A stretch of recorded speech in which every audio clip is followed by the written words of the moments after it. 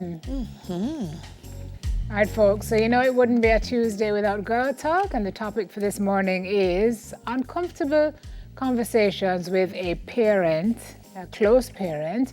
How do you have them? Where do you start? When does it stop? What are the boundaries?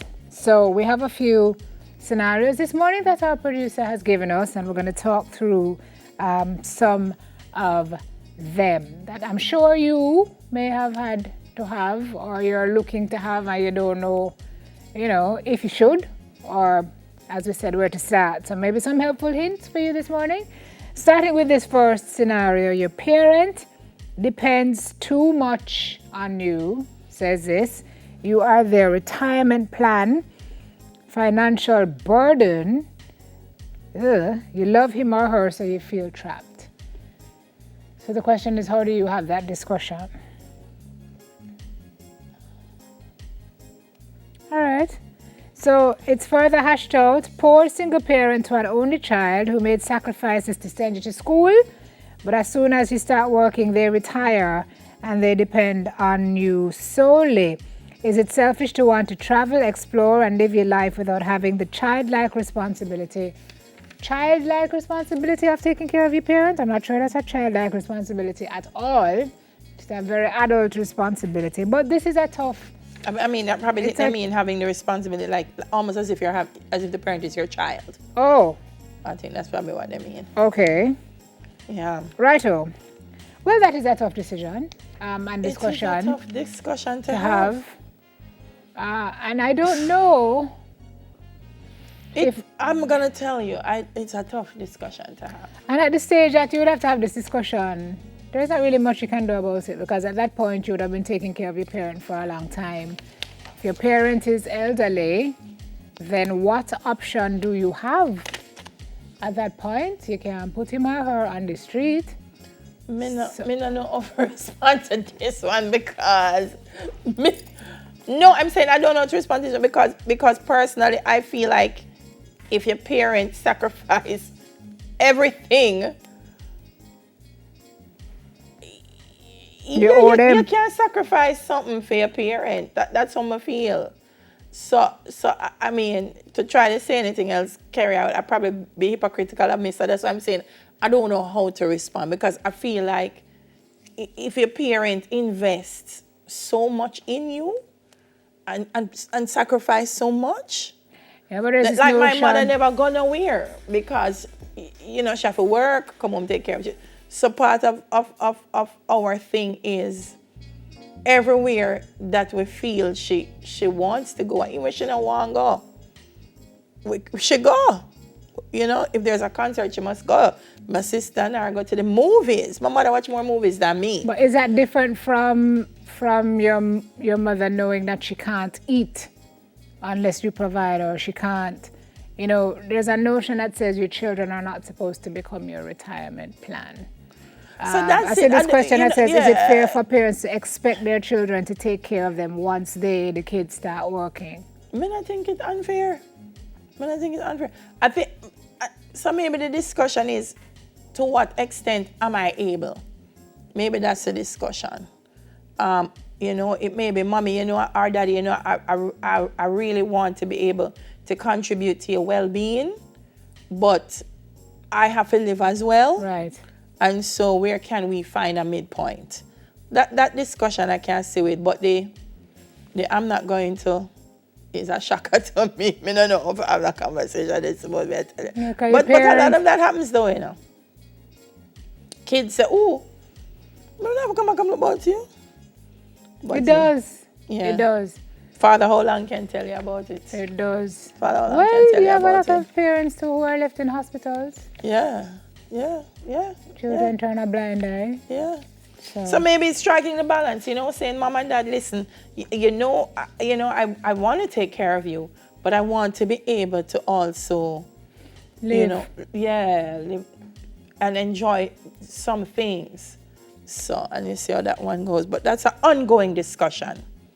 That's kind of edging at it little by little.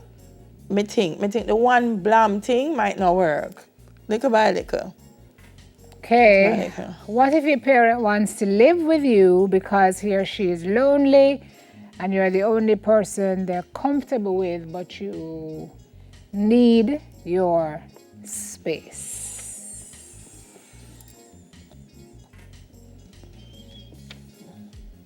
Him. Somebody telling me I'm the best person to answer the question. Because my mother said she want to come here. I said, come.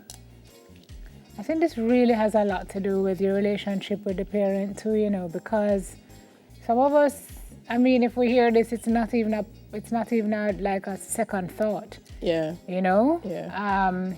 Sure, yeah, you want to think about... She's not imposing and she's not... Right. But some parents, you really are going to say, oh my God, I don't know if I can live through this. Because they're going to want to come run your house. Correct.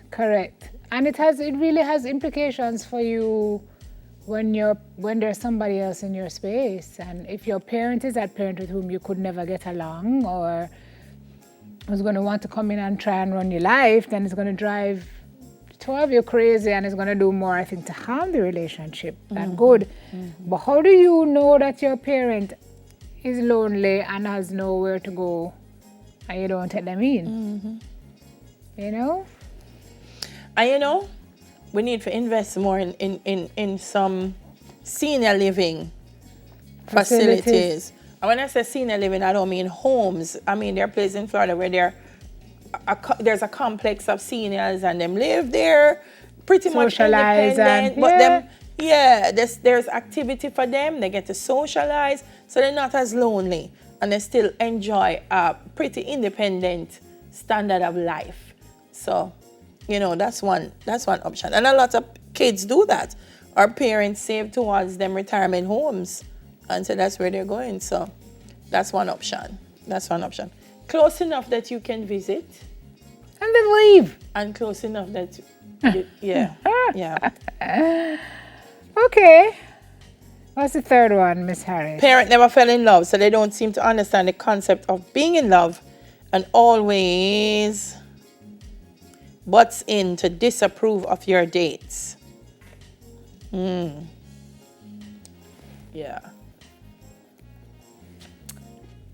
Him.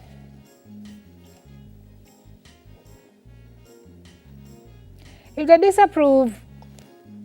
disapprove, right?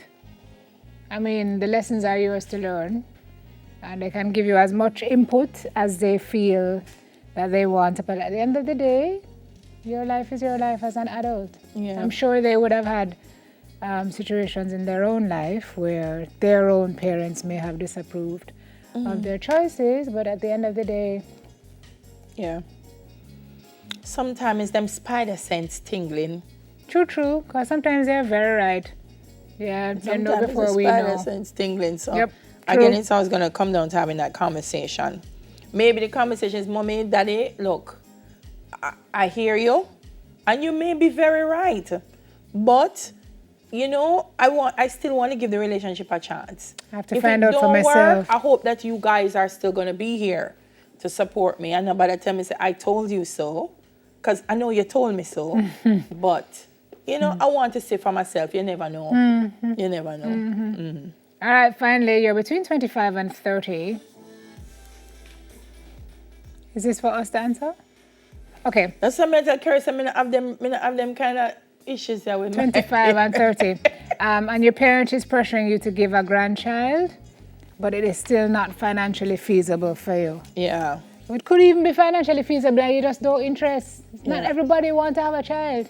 Yeah. It's tough for a lot of parents because a lot of them dream of having grandchildren, but again... You know, and I'm glad the boys get a lot of pressure too. Yeah. To carry on the family name. Yeah. And, you know, give me a youth. And it's an interesting conversation. It's a longer discussion to have because when we talk about men that's a grown and have picked me and men that's but they also feel a lot of pressure too. They feel a lot of pressure too. You know, we need a grandson, but they're not saying to them, you know, I need you to be in a long-term relationship. It's me need a grandson. And so this new phrase, but me get a child. Like, you know, you went to the supermarket. Bought it off the shelf. Me get a youth.